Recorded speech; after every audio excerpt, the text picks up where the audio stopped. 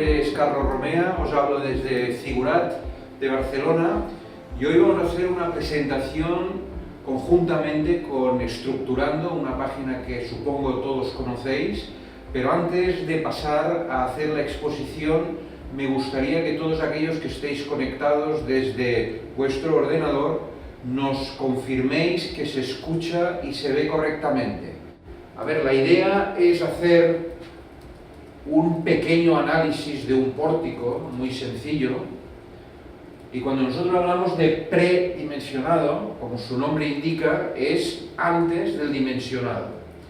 Pero una cosa que es importante en el cálculo de estructuras y en el diseño estructural es, antes de empezar el cálculo final, tener órdenes de magnitud de lo que nos vamos a encontrar.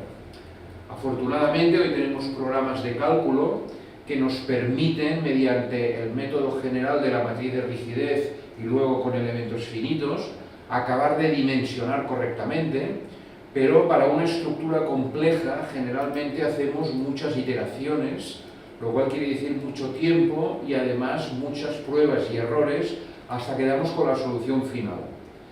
Pero cuando nosotros trabajábamos a mano y muchas veces a pie de obra, tendremos que tomar algún tipo de decisión rápida que sepamos que es correcta y que además nos permita afinar o tantear una solución que sea correcta, que sea viable y que además estemos seguros de que funcione. Es decir, que el predimensionado es una parte del dimensionado de una estructura previo, pero que ya es, por decirlo de alguna manera, un tanteo que afina ya bastante esta dimensión y que por tanto a partir de aquí hemos de tener herramientas de cálculo sencillas pero probadas por otro lado y que estemos seguros de que van a funcionar. Para los ingenieros jóvenes que empiezan en este arte del dimensionado de estructuras, a veces causa mucha frustración ver que constructores ya veteranos y muy avezados, sin hacer ningún cálculo, nos proponen una viga solo a vista, viendo las luces y las cargas, y generalmente lo clavan. Y esto crea un poco de frustración porque tú no tienes todavía estabilidad. Esta habilidad se va desarrollando con los años, pero lo que nosotros vamos a buscar aquí es dar simplemente algunas ideas sencillas para, en un pórtico de una nave industrial hecha con estructura metálica o incluso en un forjado, poder tener la seguridad de que estamos acertando. Esta será la idea de la charla que vamos a dar y tampoco quiero que sea muy extensa porque ya sabemos que la introducción de conceptos un poco complicados en ingeniería requieren cierta atención y si lo prolongamos demasiado en el tiempo, pues tendremos también a estas horas de la noche, sobre todo los que ya estamos a última hora de nuestra jornada laboral, ya lo que queremos es ir terminando.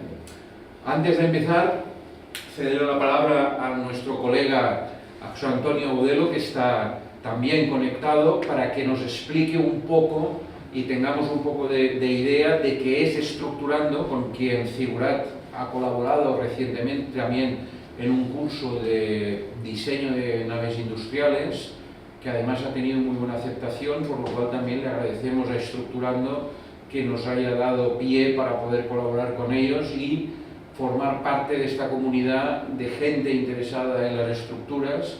Ya sé que somos personas un poco raras, pero tampoco somos los únicos y sabemos que hay muchos seguidores y por tanto me gustaría escuchar la presentación que hará Agudelo desde su lugar de conexión. Así que adelante, por favor, explícanos qué es Estructurando para la comunidad que nos sigue. Sí, hola, buenas tardes. No sé si se me oye. Hola, Carlos. Hola a todos. Primero agradecer a Carlos esta introducción que ha hecho y hablar de la colaboración reciente que ha tenido Figurat con Estructurando. Y bueno, voy a explicar un poquito rápido para ir un poco a lo que hemos venido aquí a ver a Carlos hablar de dimensionado de la estructura y hablar un poco de lo que es Estructurando, ¿no? Estructurando es una web de divulgación de ingeniería estructural que ya tiene casi 7 años, vamos a cumplir dentro de poco. Y bueno, en estos últimos 7 años, pues lo que hemos hecho es básicamente contar nuestra experiencia, mi compañero David Boiseder y yo, nuestra experiencia en el cálculo de estructuras. Los dos nos dedicamos al cálculo de estructuras. Yo en ingeniería civil, David más en edificación, en ingeniería industrial, pero es verdad que compartimos la misma pasión por el cálculo de estructuras y lo hemos volcado en nuestra web. No sé si la conocéis, voy a intentar compartir pantalla. A ver, no sé si ahora se ve. ¿Se ve, Carlos, en la web? ¿O? Se ve, sí, ha aparecido en la pantalla. Vale, perfecto. Bueno, pues esta es nuestra web, estructurando.net. Y bueno, básicamente tiene un formato tipo blog, tipo bitácora, como se llamaba antiguamente, en el que contamos muchos aspectos, la verdad es que tocamos muchos palos, siempre enfocado al cálculo estructural, ¿no? Por ejemplo, el último post de esta semana, por ejemplo, ha sido cómo calcular una tipología de pilote un poco singular, que son los pilotes helicoidales, pero bueno, hablamos también de publicaciones de libros que se han publicado recientemente, interesantes, asientos en pilotes, incluso, como veis, hay artículos de todo tipo, ¿no? Herramientas de cálculo del punto de pandeo para un pilar de frontón, incluso recientemente hemos publicado y lo hemos dejado gratuito en nuestra web, hemos publicado la revista digital de Estructurando, que al final no deja de ser una recopilación de todos nuestros artículos de todos estos años que llevamos, ¿no? Está teniendo bastante éxito en la descarga gratuita, os animo que le echéis un vistazo, y ahora mismo hemos publicado por los 3 primeros números, que son estos que veis aquí, los primeros 3 números que corresponden a los 3 primeros años de Estructurando, ¿no? Y ahí recogemos, pues ahí se recogen en esa revista pues todos los artículos que se van publicando, pues concretamente 2012, 2013 y 2014, que son los primeros 3 años, e incluso, bueno, pues para que veáis lo que no solo tenemos posts o artículos técnicos, sino que también tenemos una sección de entrevistas a personalidades del sector, como puede ser José Luis Manzana en Japón, que es un ingeniero, presidente de la empresa IESA, un ingeniero de cálculo de puentes muy importante aquí en España. E incluso hicimos la última entrevista en vida de Juan José Arenas de Pablo, que quizás sea uno de los mejores ingenieros de cálculo de puentes que ha tenido España, y bueno, tuvimos la oportunidad, el privilegio de poder entrevistarle hace un par de años, ¿no? A Jerry Strikey, a Nair, tenemos entrevistas también muy interesantes y te aconsejo que le echéis un vistazo, porque no solo de artículos técnicos vive el ingeniero, sino también viendo la experiencia, lo que tiene que contar esta gente, pues la verdad es que se aprende mucho. Y otras secciones distintas, que son artículos en distintas entrevistas, pues tenemos secciones, por ejemplo, de normativas y guías. Hemos hecho una recopilación de normativas y guías de cálculo estructural de más de 25 países. Nos hemos categorizado pues, en estructurado de hormigón, en acero laminado, acero conformado, y son links de libre descarga, de links oficiales y sin copyright. O sea, que la información no está en nuestro servidor, sino que son links a sitios oficiales y se supone que normas oficiales.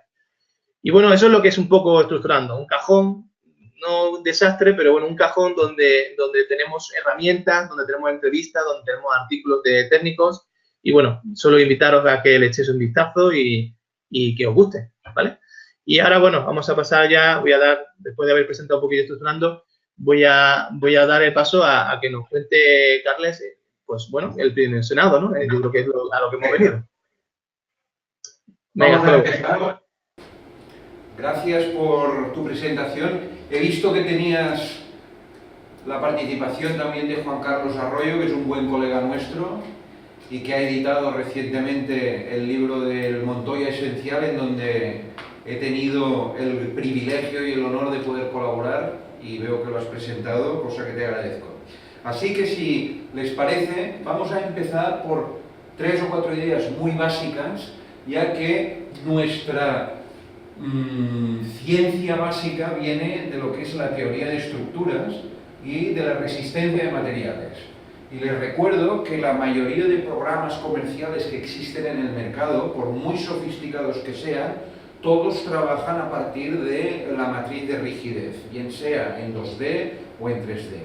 Por tanto, lo más importante que hay que tener como concepto a la hora de predimensionar es conocer cuál es el concepto de la rigidez de una barra. Y recordemos de la teoría de estructuras que una barra siempre queda definida por 4 parámetros, que son la E, la I, la A y la M. Es decir, el módulo de deformación del material por el cual está formado, el área de la sección, la inercia de la sección y la longitud. Generalmente, cuando nosotros hacemos el predimensionado de una barra, hay varios factores que sí conocemos. Por ejemplo, la geometría, es decir, sabemos la luz o la longitud de la barra, decidimos con qué material está construido, si es de acero, si es de hormigón, si es de madera, etc. Por tanto, este parámetro y este parámetro quedan definidos, pero siempre tendremos que acudir a definir lo que es la inercia y la área de la sección. Y por tanto, este parámetro, estos dos parámetros que están ligados a partir, y recordemos lo que nos dice la resistencia de materiales, la relación que existe entre la inercia y el área es precisamente el radio de giro, que es el que nos liga estos dos parámetros y que por tanto hace que el comportamiento de esta barra frente a determinadas acciones sea de una manera u otra. Por tanto, esta es la idea base que nosotros tenemos.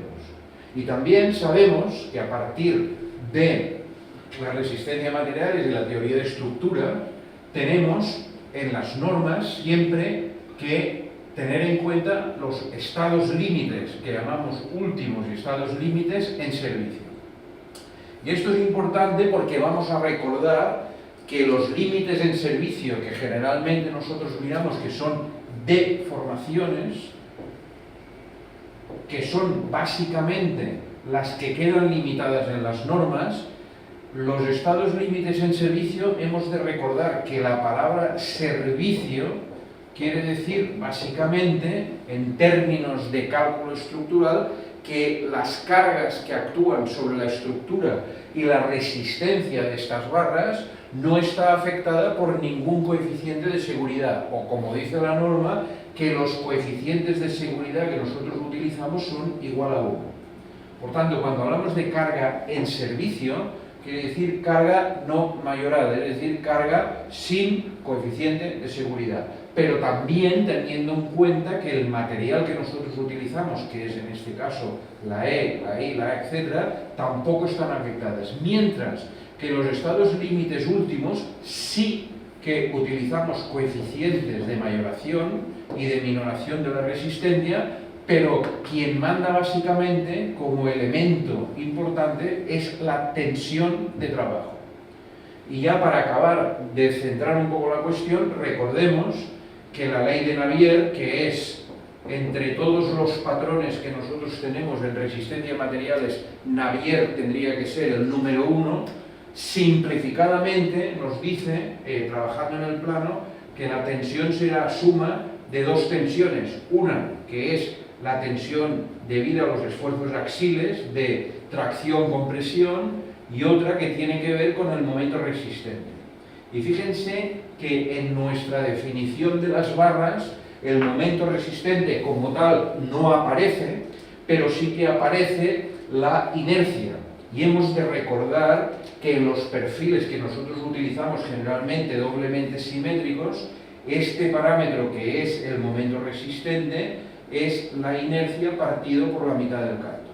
Por tanto, indirectamente, fijémonos que la tensión de flexión tiene que ver con la inercia, que es uno de los parámetros que hemos de definir, y la tensión de compresión o tracción tiene que ver con el área, que es el otro parámetro que nosotros debemos tener en cuenta a la hora del predimensionamiento.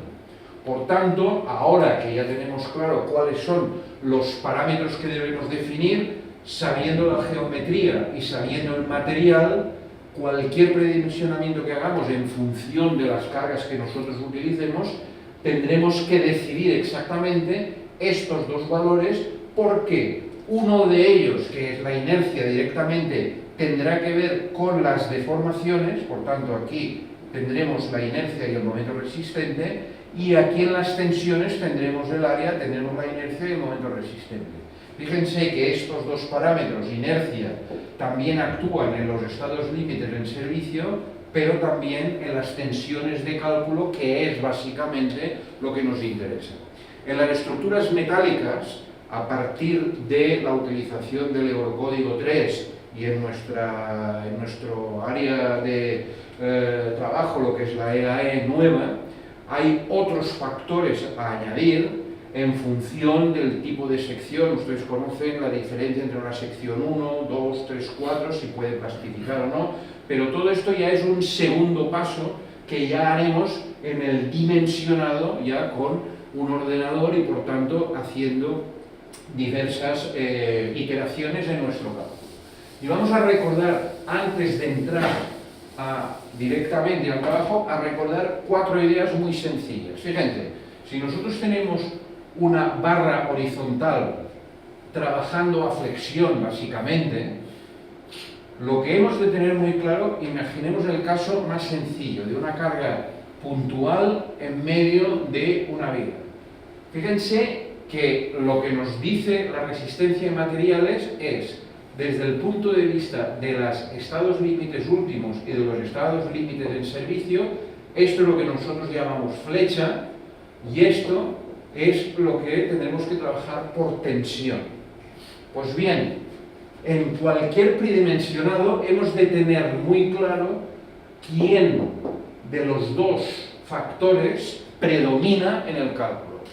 Entonces, en vigas normales, en estructuras metálicas, mientras la L sea inferior a 5 metros, generalmente el que predomina es la tensión, pero para vigas de grandes luces, el que predomina es la flecha. Y fíjense, como hemos dicho antes, que como hemos de decidir la inercia y el área, hemos de tener criterios para poder calcular esto. Bien, en primer lugar, si nosotros hacemos caso de las tensiones, hemos de recordar que el caso más sencillo es tener este momento máximo, que es PL cuartos. Pero si en vez de estar apoyado y apoyado lo tenemos empotrado, sabemos que el momento máximo se reduce a la mitad y es PL partido por 8. Sin haber hecho nada, que es muy sencillo, tenemos ya acotado el problema, porque esto será la cota inferior y esta será la cota superior. Por tanto, la viga que nos salga en cualquier tridimensionado estará entre este caso y este caso de aquí. Aunque no lo acertemos, yo sé que el más desfavorable será si he dicho estático, porque el momento este es máximo, por tanto ya tengo la cota inferior y también tengo la cota superior. Lo que habrá mucha diferencia es en las flechas. Entonces, fijémonos que respecto al momento de la viga isostática y de la viga hiperestática o empotrada, si este valor es PL partido por 4 y este es PL partido por 8, la relación es de 2, es decir, que me puedo equivocar teóricamente con un valor de la inercia que sea el doble. Generalmente, como que los nudos no son ni empotrados ni articulados, sino que estaremos en un factor entre medio, el error ya no será tan grande de 2, sino que estaremos entre 1, 1,5, por ahí. Bueno, entonces ya tenemos perfectamente acotado desde el punto de vista de tensiones cuál será el perfil que nos dará a partir de la inercia. Y recordamos, en el caso de la ley de Navier, que utilizamos esto, este valor, que es el momento resistente, es en función de este momento, y recuerdo que este sí que va con un coeficiente de mayoración. En un predimensionado, si nosotros no queremos ser muy exactos, sabemos que para las cargas permanentes utilizamos el 1,35 de mayoración y para las cargas variables es 1,5. Una manera de simplificar el cálculo sin equivocarse demasiado es multiplicar por 1,41.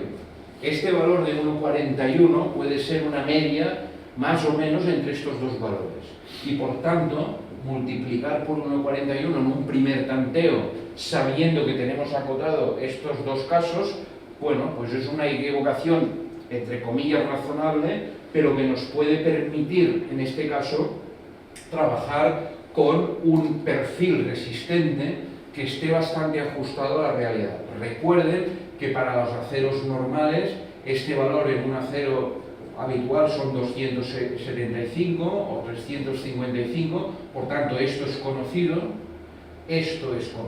porque ya sabremos exactamente la ley de momentos flectores, y lo que nos interesará es decidir el momento resistente que en los 4 parámetros que hemos indicado anteriormente estará relacionado directamente con la inercia. ¿Bien? Pero además, hemos dicho, no solo ha de cumplir la condición de tensión máxima, que ya la conocemos, sino que además ha de cumplir con la condición de flecha. Y fíjense que en la formulación clásica de la teoría de estructuras, las flechas, normalmente cuando son puntuales, luego iremos a las repartidas, siempre es la carga P por la longitud al cubo dividido por E y por I, y generalmente aquí hay un parámetro que tiene que ver con las condiciones, en este caso, de apoyo de nuestra viga. Si nosotros tomamos esta carga puntual en el caso de una viga que está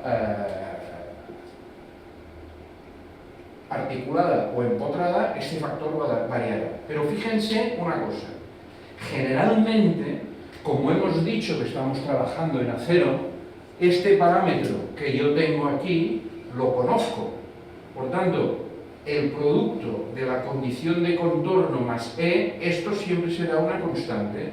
La P la conoceré, la L la conoceré, y fíjense que en el caso de las flechas, el único parámetro que yo tendré que decidir nuevamente será la inercia, igual que hemos hecho antes. Por tanto, esta inercia nos condiciona las dos averiguaciones que tenemos que comprobar en los estados límites en servicio y los estados límites últimos.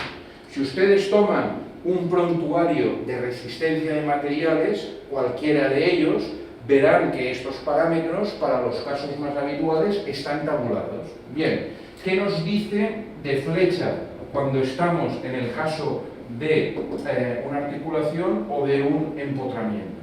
Y veremos que será PL al cubo partido por E y por I. Este será PL al cubo partido por E y por I. Y ahora veremos en nuestro prontuario exactamente cuáles son las condiciones que nosotros vamos a utilizar. Repito que esto, si ustedes lo miran directamente en el prontuario, encontrarán exactamente estas formulaciones, que no hay que sabérselas de memoria, pero en cualquier caso, cuando se han hecho muchas, ya se saben. Esto es 1 partido por 48 y esto es 1 partido por 192. Y fíjense una cosa que es importante. Mientras en los momentos la relación, hemos dicho que del empotrado al articulado es de 2, si nosotros tomamos un 48avo o 1 partido por 192, la relación es de 4. Fíjense que la flecha es mucho más sensible que no el momento flector. Por tanto, en las vigas de gran longitud, cuando hagamos un predimensionado, casi siempre manda más la flecha que no la flexión. Porque repito que aquí que nos equivoquemos de 2 es más o menos importante, pero aquí estamos viendo que la sensibilidad a la flecha es mucho mayor, porque estamos hablando de 4. Y no es lo mismo tomar una inercia que tomar una inercia 4 veces mayor. Por tanto, la flecha siempre es mucho más importante, pero en cualquier caso, nuevamente, tenemos acotado el problema y el problema. Como que las normas nos indican generalmente cuál es la flecha relativa que ha de cumplir, en nuestro caso, la deformación, nosotros sabemos que será un L partido por 500, o será un L partido por 200, o será un L partido por 300. Por tanto, la flecha también es un valor conocido, y lo que nos interesa, en nuestro caso, es simplificar precisamente estos 3 valores. Recordemos que la E, en la estructura metálica, este valor es 2,1 por 10 a la 5. Si trabajamos en megapascals, estos serán newtons milímetro cuadrado. Por tanto, este valor es conocido y fíjense que al multiplicar este coeficiente por la E, o este coeficiente por la E, ya nos lleva directamente a fórmulas mucho más sencillas. Entonces, de acuerdo con lo que acabamos de decir, y muy importante, mirando que las unidades de trabajo sean homogéneas, es decir, que todas las unidades trabajen con unidades que se puedan multiplicar entre ellas, llegamos a fórmulas muy sencillas que les he simplificado y que incluso les podemos hacer llegar, que en este caso serán PL al cubo partido por I, en un caso PL al cubo partido por I, y si era empotrado o era articulado, la flecha en un caso y la flecha en el otro vendrá dada por, en este caso será 2,47 y en este caso será 9,92. A partir de las unidades que nosotros tomemos, estos coeficientes irán multiplicados pues, por 10 a la n, el coeficiente de transformación que le corresponda, pero lo que es importante darse cuenta es que en estas fórmulas directamente la única incógnita que yo tendré será precisamente la inercia y que la relación entre esta y esta es de 4 y que por tanto yo sé que si trabajo con una estructura real que puede ser un nudo semiarticulado, pues con tomar una inercia, en teoría, que sea la mitad de la isostática, estaremos en una muy buena posición para poder hacer un primer predimensionado sin tener miedo a equivocarnos en exceso. Fíjense que cuando hacemos un pórtico muy sencillo de una, imaginemos que lo hacemos de una nave industrial,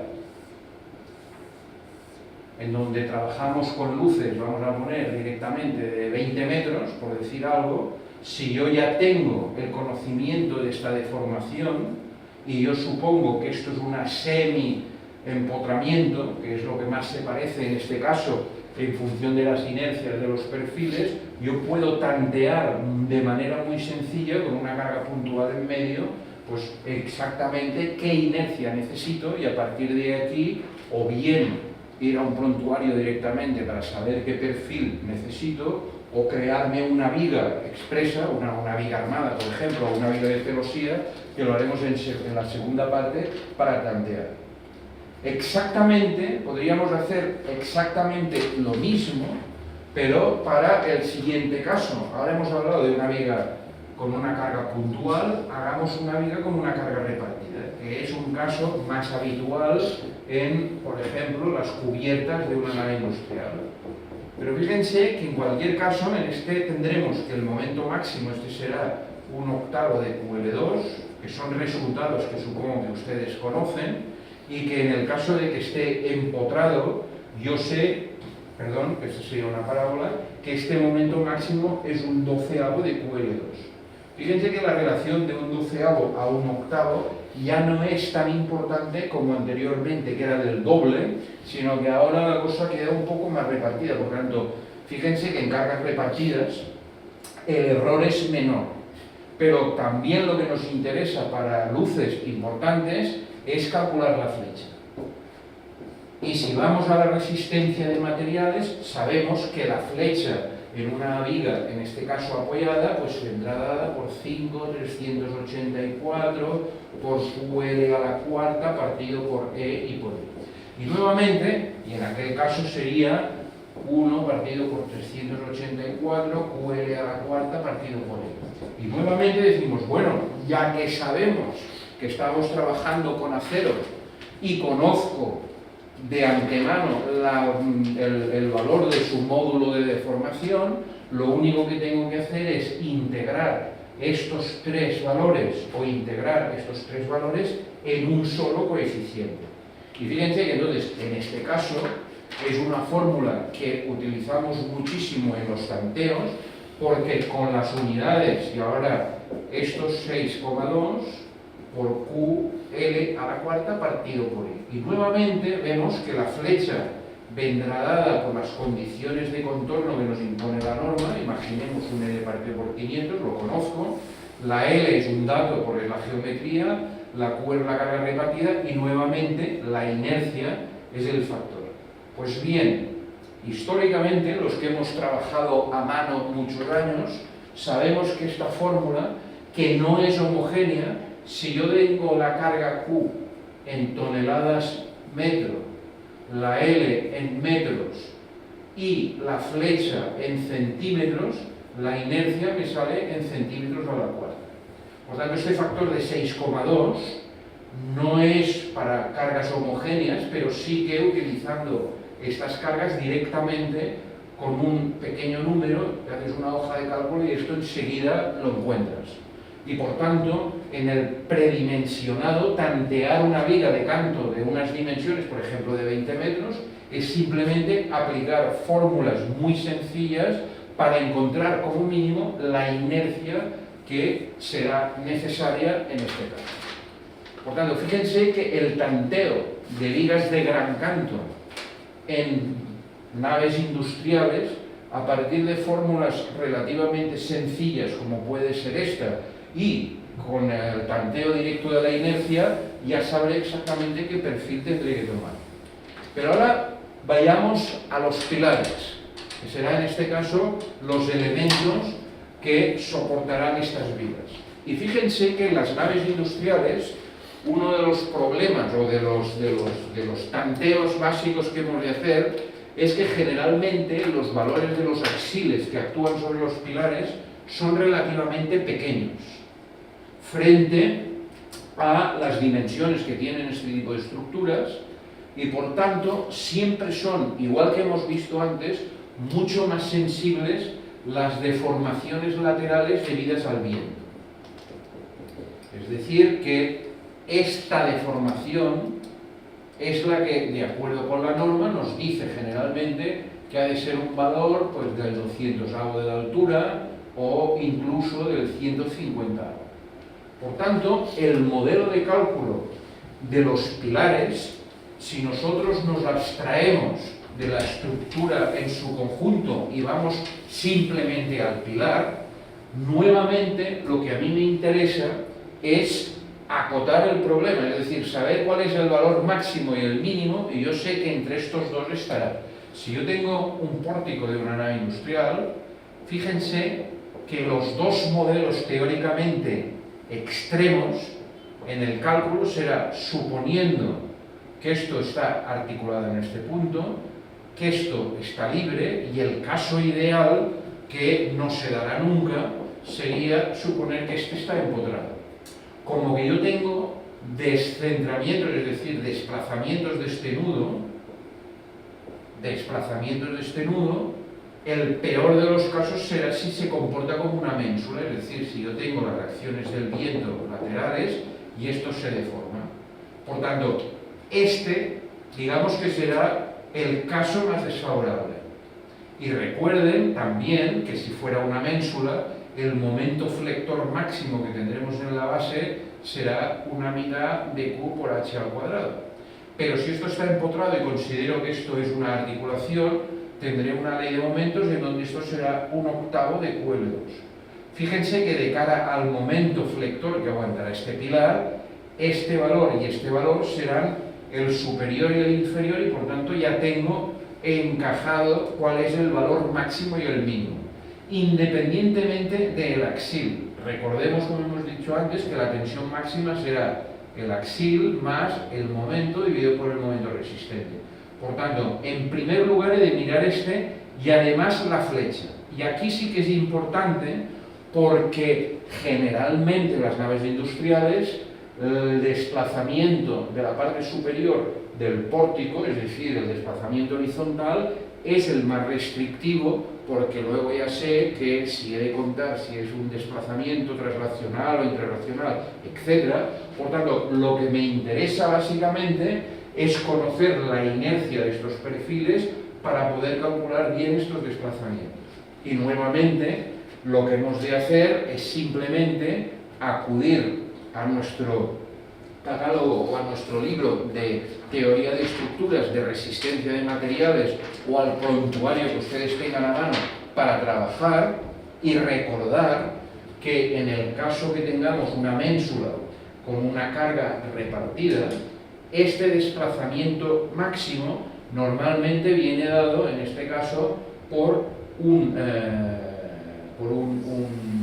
valor que ya después de haber hecho todas las manipulaciones con los números será algo de este tipo. Fíjense que en este caso, con las unidades pertinentes, esto sería el caso de que estuviera libre. Pero si además tengo la suposición de que esto estuviera articulado en la cabeza del pilar debido al pórtico, este mismo valor del desplazamiento de la flecha, en este caso, vale 1,58 partido, en este caso, por el valor. Entonces, fijémonos que en un caso o en otro, nuevamente ya tenemos controlado el valor de la inercia máximo y mínimo. Por tanto, entre estos dos valores yo sé que funcionará. Una manera de acabar de ajustarlo es suponer, bueno, si ya tengo un pórtico entero, yo he de suponer que aquí habrá un pequeño empotramiento, por tanto, este valor y este valor, depende de si esto está empotrado, ya tendré este nudo más o menos controlado. Y yo ya sé que en el peor de los casos esto será un 12avo de QL2, por tanto es el valor máximo, si lo tomo en este caso como un empotramiento perfecto, esto de cara a la tensión no puede ser mayor que este, y de cara a la deformación, si cuento que esto tiene un pequeño empotramiento, el modelo de cálculo está más cerca de este que no de este. Y por tanto ya puedo tener rápidamente una inercia que se ajuste bastante, en este caso, a la realidad. Fíjense que con formulaciones relativamente sencillas podemos ir encajando enseguida qué perfiles nos vamos a encontrar. Afortunadamente, repito, que hoy en día, con la utilización de ordenadores, esto es relativamente sencillo. Y ahora, ya para hacer el último paso y no alargarnos en exceso para que tampoco tengamos excesiva información que nos pueda despistar un poco, y también porque luego me gustaría que hicieran alguna pregunta y poderla contestar, vamos a ver una manera también sencilla de encajar una viga de celosía, que es uno de los sistemas más habituales para la cubrición de grandes luces en naves industriales. Y ahora imaginemos que tenemos nuestro pórtico, pero que en vez de utilizar una viga de alma llena, vamos a utilizar un perfil de celosía con cualquiera de los métodos que ustedes quieran, una Warren o una Pratt, es decir, una viga, en este caso, triangular, y de la cual nosotros tenemos una cubierta con una carga repartida que conoceremos. Y por tanto conozco la longitud y conozco, en este caso, la carga repartida. Pues bien, a partir de lo que hemos visto anteriormente, los dos parámetros que más nos interesan, en primer lugar, son la inercia y el área. Esto ya lo hemos comentado inicialmente. ¿Cómo puedo tantear la inercia de un perfil, en este caso de una viga de celosía? Recordemos el modelo de la viga apoyada y apoyada con una carga repartida. Ya hemos dicho, la flecha, a partir de la fórmula que hemos dicho anteriormente, en donde ya integro el valor de E, será esta de aquí. Fíjense que si ahora la deformación en el centro del vano nos dice la norma que puede ser un L partido por 300, en función de la luz esto es un dato, en función de la carga lo conozco, la L a la cuarta la conozco, esto es el parámetro que multiplicando, por tanto, de aquí ya puedo deducir cuál es la inercia necesaria para calcular este perfil. Por tanto, fíjense que el primer parámetro lo puedo tantear directamente planteando una viga de celosía o de lo que sea, como si fuera una sola barra, en este caso simplemente teniendo en cuenta la fórmula que hemos visto anteriormente de una viga o una barra con carga repartida. Por tanto, fíjense que ya tengo la inercia. Pues bien, las vigas de celosía, como ustedes saben, tienen un par superior, tienen un par inferior y después tenemos una triangulación. Simplificadamente sabemos que este par superior y este par inferior trabajan a una cierta distancia como un par de fuerzas con un canto. Y sabemos que el momento flector, en este caso que sería un momento flector de una viga apoyada y apoyada con carga repartida, valdrá como máximo un octavo de QL2. Por tanto, fíjense que este momento yo lo puedo descomponer como un par de fuerzas de compresión y de tracción y por tanto directamente yo sé que la fuerza de compresión y la de tracción ha de ser igual al momento flector partido por el canto. Generalmente sabemos en los predimensionados de este tipo de vigas que un canto aproximadamente para poder empezar es la luz partido por 10 y nos dicen a veces la luz partido por 15 y si fuera empotrado en los extremos la luz partido por 12, pero tomar un décimo de la luz es un valor adecuado. Por tanto, fíjense que dividiendo exactamente esto por esto, yo ya puedo saber cuál es el valor de la compresión y de la tracción. Pero hemos dicho que lo que nos interesa es la inercia. Bueno, pues generalmente se utilizan perfiles cerrados, rectangulares o cuadrados, por tanto, de una cierta área, que será el segundo parámetro que yo tendré que decidir. Pues bien, utilizando el principio que ustedes conocen de Steiner, yo puedo calcular a partir de las áreas de estos dos perfiles la inercia de esta manera, multiplicando a sub 1 por a sub 2, a sub 1 más a sub 2, multiplicado por el canto al cuadrado. Y fíjense que esta inercia la conozco, este canto lo defino a partir del predimensionado de un décimo de la luz y solo tendré que decidir en este caso el área de los perfiles que tendrán que cumplir dos condiciones, ya que uno trabaja compresión y otro trabaja tracción.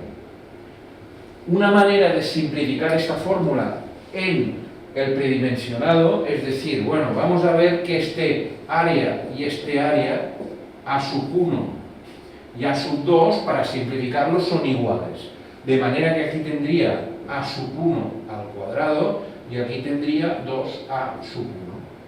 Por tanto, fíjense que si ahora yo lo que hago es directamente simplificar esta fórmula, solo tendré en mi cálculo final que decidir una sola área, ya que la otra la habré hecho desaparecer, y directamente yo podré calcular la inercia, en este caso, del perfil. También generalmente, para ser más conservador, si he tomado L partido por 10 y por un efecto de la transmisión del cortante en la viga, este valor generalmente se reduce un porcentaje multiplicando por 0,75, 0,80 para tener en cuenta el efecto del cortante en la triangulación. Pero fíjense que de esta manera calculamos directamente la inercia y decidimos cuál es el área de estos tubos.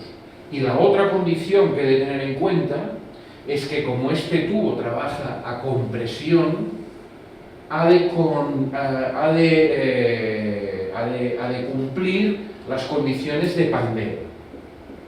Por tanto, sabemos que el pandeo está directamente relacionado con la esbeltez, la longitud de pandeo dividido por el radio de inercia, y ya sabemos que este valor generalmente ha de estar por debajo de 150, 175, con lo cual tendré otro factor de reducción para saber exactamente cuál es, en este caso, el radio de inercia mínimo que tiene que cumplir este tubo para no tener problemas de pandeo. Por tanto, fíjense que con este pequeño recorrido decidimos la inercia. A partir de esa formulación podemos saber exactamente cuál es el área que necesito y si además cumple la condición de pandeo, fácilmente he podido decidir cuál es exactamente el tubo superior y el tubo inferior. Y luego quedarían las diagonales, que también son fácilmente calculables a partir de la última diagonal en el nudo. Y aquí sí que les recuerdo simplemente que en los diseños de las celosías lo que interesa es que el ángulo de los triángulos sean lo más parecido a 60 grados, ya que es cuando tenemos el mayor equilibrio. Pero fíjense en el nudo final, es decir, aquí tendré la reacción, que será la carga en el pilar y por tanto por reacción, y fíjense que yo conoceré en este caso esta barra y esta barra, conozco este ángulo, por tanto simplemente haciendo una descomposición de fuerzas que puede ser incluso gráfica por el polígono de Cremona, yo puedo rápidamente conocer cuánto trabaja esta barra y cuánto trabaja esta barra, es decir, esta que trabaja la compresión y esta que trabaja la tracción, y fíjense que este valor, como que es una barra traccionada y será la máxima porque es la de cortante máximo, si este tubo lo conozco y este que trabaja compresión funciona, yo ya puedo dimensionar sin ningún temor a haberme equivocado el resto de barras, porque ya sabré que la peor de todas es la primera que trabaja compresión, que tendré que cumplir exactamente con las condiciones de pandeo para que funcione correctamente. Y si les parece, ya lo dejamos aquí, porque llevamos ya casi 3/4 de hora con conceptos algo abstrusos que supongo que ustedes conocen, pero para aquellos que es la primera vez que los utilicen, les dejaremos que los asienten. A todos aquellos que nos sigan, simplemente yo he tomado unos apuntes que ustedes conocen perfectamente, que los pasaré en limpio, y si les parece y están interesados, nos hacen llegar a nuestra página web, a nuestro correo electrónico, y les haremos llegar este pequeño análisis que hemos compartido hoy con ustedes y que espero que les haya interesado. Ahora son las 8 menos 10 aproximadamente, así que, si les parece, abrimos un turno de preguntas por si alguna de las cuestiones que les ha podido interesar quieren hacer alguna pregunta y las podemos comentar, y si ahora no nos diera tiempo, que sepan que tienen nuestra página web o incluso nuestro correo electrónico y nos pueden contactar cuando quieran, que estamos a disposición. Así que muchas gracias y espero sus preguntas si es que las hay. Gracias a todos. Sí, dice, ¿pueden decir el correo? Lo anoto ahí en la parte superior.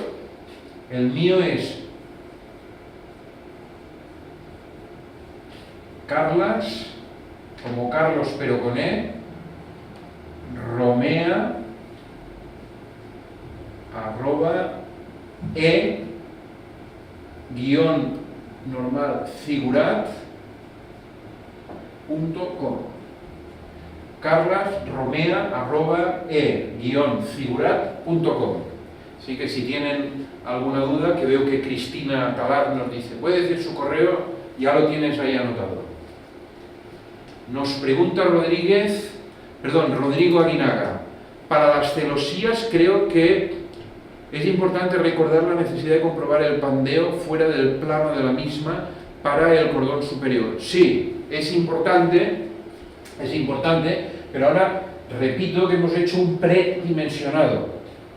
Es decir, ahora hemos tanteado a partir del canto unas tuberías o unos perfiles que yo sé que van a encajar. Evidentemente, para medir el pandeo fuera del plano, lo que luego tendré que mirar en el plano de la cubierta, es decir, suponiendo que cada uno de estos pórticos tenga una determinada luz y un determinado canto, generalmente habré de situar un arriostramiento en las terceras partes precisamente para controlar el pandeo fuera del plano. Pero esto ya sería en la fase de dimensionado. Ahora hemos dicho, vamos a encajar aproximadamente, claro, pero la diferencia es importante, porque ahora yo tengo una nave que tiene, vamos a decir, 20 metros. Y yo dudo, ¿qué viga de celosía he de diseñar aquí? Bueno, pues rápidamente digo, bueno, yo sé que si la hago de 2 metros, seguro que funciona. Y digo, bueno, si soy un poco más conservador, en vez de 2 metros, pues la puedo hacer de 160, de 180. Y yo sé que con esto va a funcionar. La diferencia es que si yo no conozco el método del tridimensionado y digo que voy a poner aquí una viga de 80 centímetros, bueno, es posible que funcione, pero me saldrán unos perfiles tan potentes que no tendrá sentido el dimensionado. En cambio, si yo afino al décimo de la luz o de este orden, yo sé que tanteando directamente en el ordenador una viga que esté sobre los 2 metros, incluso por abajo, 180, 160, funcionará. Y además lo sé seguro. Y encontraré perfiles en el catálogo que para las luces habituales esto sé que va a funcionar. Y no voy a tener ninguna duda. Es decir, que el tridimensionado no es dimensionado, es simplemente encajar una estructura sabiendo que va a funcionar con unos perfiles que en las condiciones que yo los hago trabajar sé positivamente que van a funcionar. Arturo Ramírez, predimensionado de pilares. No sé al final qué pone. Sí, a ver, hemos dicho que el predimensionado de pilares en vigas, en naves industriales, no es tan importante el axil, que puede ser, pero generalmente cuando trabajamos con cubiertas ligeras tipo deck, que estamos transmitiendo 100 kilos por metro cuadrado, el axil generalmente no es el más desfavorable. Y hemos dicho en el cálculo anterior que hemos de analizar sobre todo el desplazamiento de la cabeza del pilar, porque es el que nos dará la inercia necesaria para que podamos controlar este valor que generalmente es la altura dividido entre 150. Esta flecha, hemos dicho que si vamos al prontuario, siempre será un valor de PL partido por I, y en función de las condiciones de contorno, pues esto valdrá 1/3, o si es libre será mayor.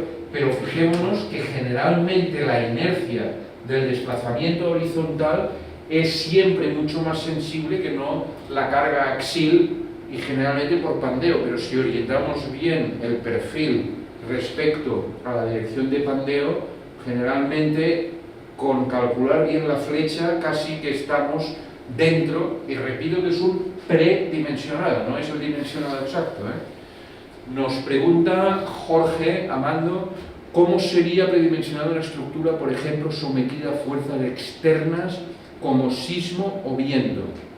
A ver, Jorge Armando, en el caso de estructuras metálicas de naves, el viento casi siempre es mucho más desfavorable que no el sismo, porque las masas que movilizan, en este caso, el sismo en estructura metálica es mucho menor que si la estructura fuera de concreto. Y nuestra experiencia casi siempre es que el viento es mucho más desfavorable. Entonces, fijémonos que el viento en este tipo de estructuras, lo mismo que le explicaba anteriormente a nuestro compañero, el desplazamiento horizontal generalmente es el más desfavorable a la hora de tener en cuenta la inercia de los pilares. Por tanto, de cara al sismo o al viento, el desplazamiento, la deriva que tenga este punto, siempre es mucho más restrictiva a la hora de entrar. Es decir, cuando nosotros hablamos de un pilar, nos imaginamos un elemento vertical que recibe cargas axiles, lo cual es cierto, pero en las naves industriales estos axiles casi siempre son menos importantes que las derivas del viento. Y se ve muy bien, si hacéis un tanteo, en una nave que tenga una altura de 7 metros a una que tenga 12. Veréis que solo que elevéis 4 o 5 metros de este valor, el desplazamiento y por tanto la inercia que necesito es muchísimo mayor para poder controlar estos desplazamientos horizontales.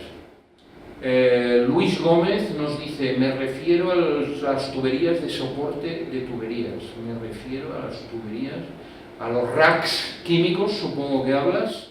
A ver, el caso de los racks es un poco diferente, porque los racks de tuberías, sobre todo en instalaciones petrolíferas o químicas, etcétera, lo que hemos de mirar, la gran diferencia de los racks es que generalmente los racks no están cerrados y son soportes de tuberías y por tanto lo que hemos de hacer en el diseño de este tipo de estructuras es suponer en el primer cálculo de que estamos trabajando con celosías laterales en paralelo y por tanto el diseño de la celosía es lo que es importante.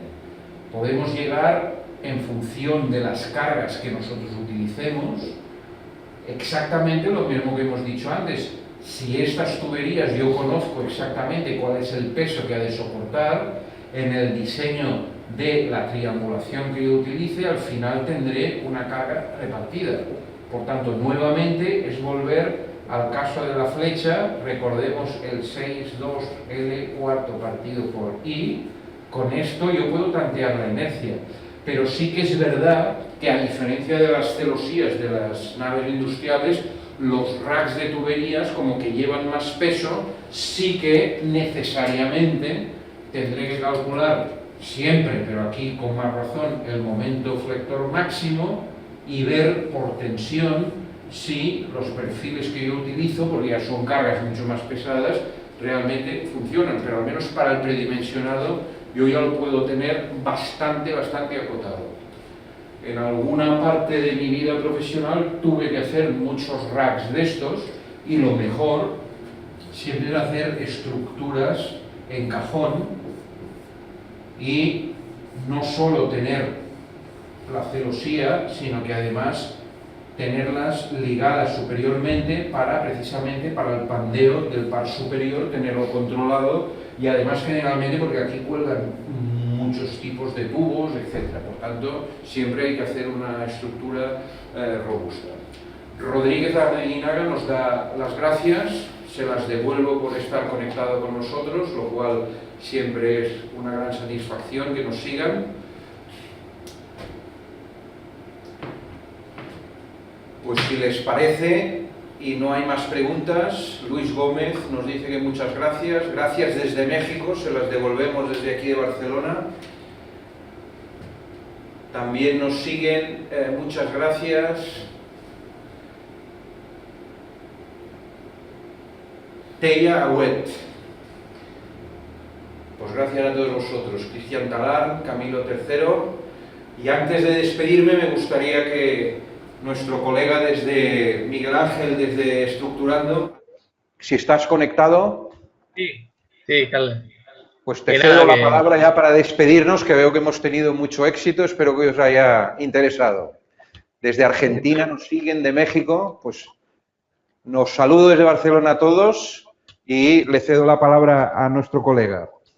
Pues muchas gracias, Carlos, por esta clase magistral, me ha parecido súper interesante. Y muy útil el tema de tener fórmulas sencillas para darnos orden de magnitud para el predimensionado, ¿no? En todo el cálculo de estructuras es un proceso iterativo, ¿no? En búsqueda del perfil óptimo, ¿no? El de menor coste y cumpliendo los coeficientes de seguridad. Y en esa iteración, pues el partir ya de unas dimensiones iniciales muy cercanas a la solución final, pues simplifica mucho el trabajo del ingeniero, ¿no? Entonces, me parece muy útil, muy interesante todo lo que nos has explicado. Y bueno, pues darte las gracias por esta clase magistral y dar las gracias también a toda la gente que ha asistido. Espero que haya también gustado, por lo menos como a mí, entonces será mucho. Y nada, y a ver si podemos hacer más de este tipo de masterclass sobre estructuras, que ha sido un placer, de verdad, y compartirlas con todos los seguidores de Estructurando y de Figurat. Muy bien, pues muchas gracias, José Antonio, por tus palabras.